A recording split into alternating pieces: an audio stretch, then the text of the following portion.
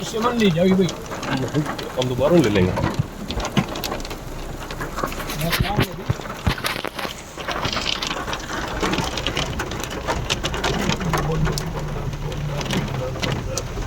तू भी किस तरह बनावा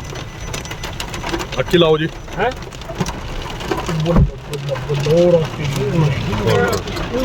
यो क्या है भाई थोड़ा हुआ